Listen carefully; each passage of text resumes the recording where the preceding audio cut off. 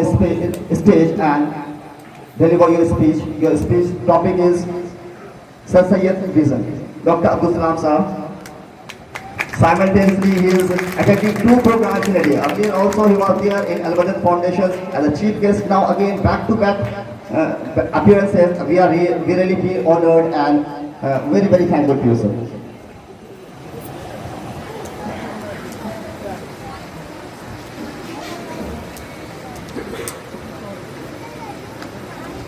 चमन sir Syed के फूल और बागबानों, ख़वातीन और हज़रात, अस्सलाम वालेकुम।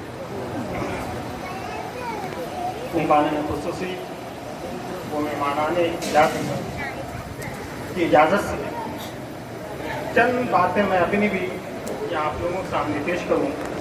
टाइम की पाबंदी कर दी गई है, ख्याल रखा जाएगा।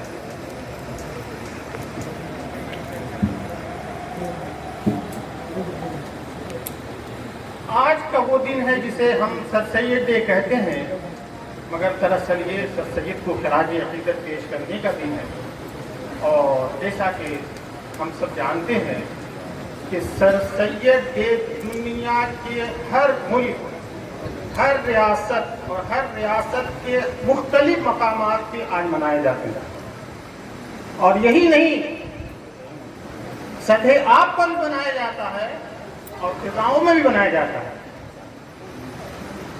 2002 में जब हामिद अंसारी साहब आए थे तो उन्होंने बताया कि हम एक मतलब शिप पे जा रहे थे तो वहाँ कुछ अलीग थे, तो देखा 70 अक्टूबर है और सब जमा हुए, सब मना लिया।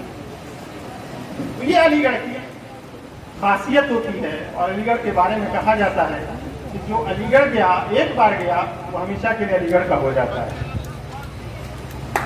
मैं चंद बातें अर्ज कहूँ कि आज अलीगढ़ के गुलिस्तान में बहार आई है, हर तरफ कैफ व मुसर्रत की घटा छाई है, हुस्न रंगीनियों सरमस्तियों रानाई है, फंद अज़म गुल है, कली महवे खुदाराई है, खिल उठा बुलबुले मखदूम हज़ी आज की रात, रश्क जन्नत है अलीगढ़ की ज़मीं आज की रात। बादाओ जाम भी है, पीने का अंदाज भी है, मुतलिबे खुश लहन वो साज खुश आवाज भी है, शाम मिस्री भी यहाँ, शबे शीराज भी है, सारे आलम का यहाँ सोज भी है और साज भी है, जिक्र है उसका सरे अर्श बरी आज की रात, रश्क जन्नत है अलीगढ़ की ज़मीं आज की रात। इस इलाके से अलीगढ़ का ताल्लुक 117 साल पुराना है। जब 1905-6 में 2 शख्स थे, चौधरी मसूद हसन साहब और चौधरी नजीरुल हसन उर्फ नवाज साहब अलीगढ़ पढ़ने के लिए तशरीफ ले जा रहे थे। और उस वक्त से कंटिन्यूअसली आज तक अल्लाह का शुक्र है कि ये अलीगढ़ से ताल्लुक इस इलाके का बना हुआ है। अलीगढ़ मुस्लिम यूनिवर्सिटी के बारे में हम सब जानते हैं कि दुनिया की तमाम यूनिवर्सिटियों में पढ़ाई होती है, आला तालीम भी हो सकती है, इससे अच्छी तालीम हो सकती है, लेकिन तालीम का जो मकसद है आदमी को इंसान बनाना, तो मैं यकीन के साथ कह सकता हूँ कि सिर्फ और सिर्फ अलीगढ़ मुस्लिम यूनिवर्सिटी ऐसी यूनिवर्सिटी है जिसमें तहजीब के साथ तालीम मिल जाती है। मुझे अच्छी तरह याद है, मेरे उस्ताद सैयद ज़हीर साहब ने इस्लामी हाई स्कूल में पढ़ाया था कि sine square theta plus cos square theta is equal to 1।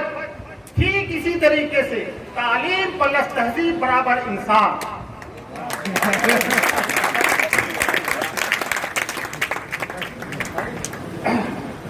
Sir Syed Ahmad खां 19वीं सदी ईस्वी के मुसलमानों के और मुल्क के सबसे बड़े दानिशमंद, मुस्लिह कौम और रिफॉर्मर थे। सर सैयद अहमद खां ने 1857 का जब गद्र देखा तो उस वक्त सारे इल्जामात मुसलमानों पे लगाए गए कि मुसलमानों के हाथों से हुकूमत छीनी गई है, इसलिए मुसलमानों ने इसमें इरादे पर पेश करके हंगामा किया है।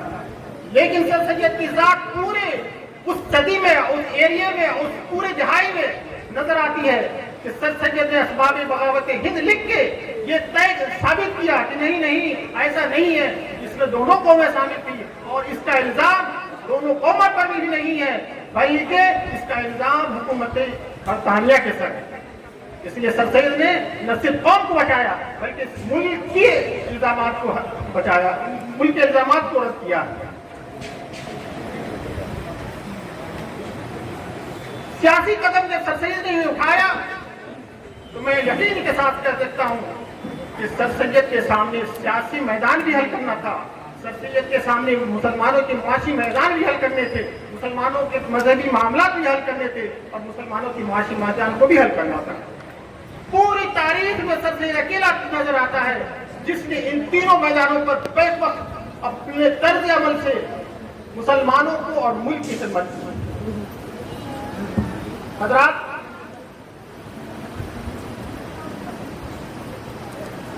1857 میں جب سر سید نے یہ محسوس کیا کہ ہماری قوم ہمارے ملک کے جو الزامات لگ رہے ہیں اس کی وجہ کیا ہے، تو سب سے بڑی وجہ ان کے سامنے نظر آئی تھی کہ انگریزوں کا بائیکاٹ اور انگریزی تعلیم کا بائیکاٹ، یہ دونوں چیزیں سب سے پہلے سر سید کو نظر آئی، اور جس نے اعلانیہ کہا کہ ہماری بستی بدحالی معاشی بدحالی کا جو کی وجہ ہے، جو اسباب ہے، وہ ہماری دونوں چیزیں ہیں۔ اس کے بعد سر سید نے تعلیم کی طرف تعلیمی میدان کی طرف جب قدم بڑھایا تو 1863 میں انہوں نے مراد آباد میں گلشن اسکول کے نام سے اسکول قائم کیا۔ 1864 میں انہوں نے وکٹوریا اسکول کے نام سے غازی آباد میں اسکول قائم کیا۔ 1866 میں سائنٹیفک سوسائٹی قائم کیا، اور 1875 میں علی گڑھ مسلم یونیورسٹی قائم کیا، جو اس وقت مدرسۃ العلوم کے نام سے تھا، اور 1920 میں یونیورسٹی کا درجہ اسے ملا۔ حضرات، دینی تعلیم کے بارے میں سر سید کے بارے میں کہا جاتا ہے کہ وہ دینی تعلیم کے مخالف تھے، میں ایسا نہیں کہہ سکتا، اس لیے کہ سر سید کا کوٹیشن ہے، سر سید کا خیال ہے جو میں آپ کے سامنے پیش کر رہا ہوں کہ تعلیم اگر حسب ضرورت وقت نہ ہو، اور سے سنیے گا، تعلیم اگر حسب ضرورت وقت نہ ہو تو اس کا نتیجہ یہ ہوتا ہے کہ لوگ پہلے مفلس، محتاج، پھر نالائق، پھر کاہل، اس کے بعد ذلیل و خوار، پھر چور اور بدمعاش ہوتے ہیں۔ یہ سر سید نے کہا ہے۔ سر سید کا خیال تھا مسلمان مذہبی تعلیم دینا، مسلمانوں کو مذہبی تعلیم دینا لازمی ہے، ان کا یہ فرض ہے، لیکن وہ اس بات سے اتفاق کرتے تھے کہ وہ خود اپنی مذہبی تعلیم کا انتظام خود کریں، حکومت وقت پہ اس کا بوجھ نہ ڈالیں۔ آج یہ بات ثابت ہو رہی ہے کہ مدارس کے ساتھ یا دنیا کی باقی چیزوں کے ساتھ ہماری مذہبی تعلیم کے ساتھ جو چھیڑ چھاڑ ہو رہا ہے، اس کی صرف یہی وجہ ہے کہ ہم نے حکومت کے وقت پہ اپنی تعلیم کا انتظار کر لیا۔ سر سید پہلا آدمی ہے جس نے مادری زبان میں ایجوکیشن کی پیشکش کی تھی، اور 1887 میں سر سید نے سب سے پہلے اردو یونیورسٹی کی تجویز پیش کی۔ آج نیو ایجوکیشن پالیسی کے تحت یہ بات سامنے آئی ہے کہ حکومت ہند نے یہ طے کیا ہے کہ مادری زبان میں 5 کلاس تک تعلیم دی جائے۔ دیکھیے سر سید کا ویژن کتنا تھا، ان کی دوررس نگاہیں کتنی تھی، اس وقت وہ وکالت کر رہے ہیں مادری زبان کی۔ اور علی گڑھ مسلم یونیورسٹی نے نہ صرف ملک قوم کی خدمت کی ہے بلکہ اس نے ملک کی بھی خدمت کی ہے۔ جنگ آزادی میں غفار خان خانہ کا نام کون نہیں جانتا، کون نہیں جانتا جنہوں نے جنگ آزادی میں حصہ لیا۔ کرکٹ کے میدان میں لالا احمد خان اور منصور پٹودی کا نام کون نہیں جانتا۔ ہاکی کے میدان میں دھیان چند اور ظفر اقبال کو ہم لوگ سب جانتے ہیں۔ یہ ملک کی خدمت میں بڑا کنٹریبیوشن ہے۔ تعلیمی لحاظ سے اگر ہم بات کی جائے یہ بڑی طویل فہرست ہے، لیکن ہم اگر آپ میڈیکل کے سائنس میں بات کریں گے تو میڈیکل کے سائنس میں وائرولوجی کا جو سب سے بڑا آدمی ہے شاہد جمیل، آج یہ علی گڑھ کا پڑھا ہوا ہے۔ دوسرے آپ جانیے کہ اشوک سیٹھ جو ایشیا کا ٹاپ موسٹ کارڈیولوجسٹ ہے، ہارٹ کا ڈاکٹر ہے، وہ علی گڑھ کا پڑھا ہوا ہے۔ حضرات،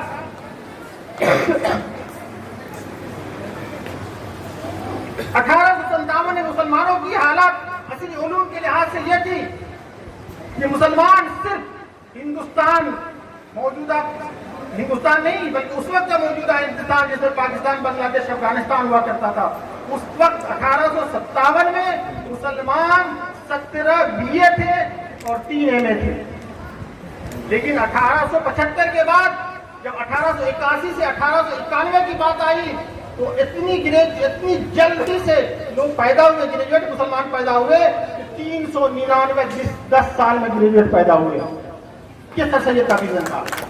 सर सैयद यही चाह रहे थे कि हमारी कौम दीनी तालीम के साथ साथ दुनियावी तालीम भी हासिल करे ताकि हमारी कौम मखलूकुल हाल न हो। एमयू के कंट्रीब्यूशन की जहां तक बात करते हैं, जामे मिलिया भी एमयू का कंट्रीब्यूशन है, जामे हमदर्द भी एमयू का कंट्रीब्यूशन है और JNU भी एमयू का कंट्रीब्यूशन है। मासूम राही मसूद रजा और सैयद नूरुल हसन साहब ने इसको कायम किया था, इसमें सबसे पेश करनी चाहिए। ये अलीगढ़ का कंट्रीब्यूशन JNU को बनाने में भी एमयू का कंट्रीब्यूशन है। हज़रात, सर सैयद इस्लाही मुआशरा के नाम से ये बात की गई है कि इस्लाही मुआशरा होना चाहिए। मैं यकीन के साथ कह सकता हूँ सर सैयद ने पहली मरतबा अपना ख्याल पेश किया था कि जब तक किसी मुआशरे में लोग तालीम याफ्ता नहीं होंगे उस वक्त तक इस मुआशरा मुकम्मल तौर से दुरुस्त नहीं होगा। जितना मुआशरा तालीम याफ्ता होगा उतना मुआशरा अच्छा होगा। इसलिए सर सैयद ने पहली बुनियाद तालीम रखी। तालीम पड़ जाएगी, तालीम मिल जाएगी तो सब हल हो जाएगा। सर सैयद के 2-3 मिनट सर सैयद के तरबियत का अंदाज, जब तक अलीगढ़ की बात न की जाए सर सैयद के हवाले से तो अलीगढ़ के फंक्शन में बात पूरी नहीं होती है। सर सैयद के तरबियत का अंदाज मैं आपको बताता हूँ कि सर सैयद बच्चों पे वहाँ के जिस वक्त थे उस वक्त नमाज की पाबंदी बहुत सख्त कराए थे। एक मरतबा सर सैयद मगरिब के वक्त जा रहे थे और लड़के क्रिकेट के मैदान में क्रिकेट खेल रहे थे, तो देखा कि लड़कों ने देखा कि सर सैयद आ रहे हैं, तो वहीं पर कैप्टन इमामत करने लगा, बाकी लोग नमाज पढ़ने लगे, खड़े हो गए नमाज पढ़ने के लिए लगे वजू के। उसके बाद जब इमाम सजदे में जाता है तो मुक्तदी से पूछता है उठा गया कि नहीं। उठा के देखा तो सर सैयद पीछे बैठे हुए थे। सर सैयद ने कुछ नहीं कहा, किसी से कुछ नहीं कहा, सर सैयद उठे चुपचाप चले गए। अगर सर सैयद उसको डांटते और सख्ती करते उसका नतीजा कुछ और होता। लेकिन मैं पूरे यकीन के साथ पूरे अलीगढ़ बरादरी की जिम्मेदारी के साथ कह सकता हूँ कि अलीगढ़ मुस्लिम यूनिवर्सिटी में नमाज की जो पाबंदी होती है मेरे ख्याल से किसी मदरसे से ज्यादा होती है।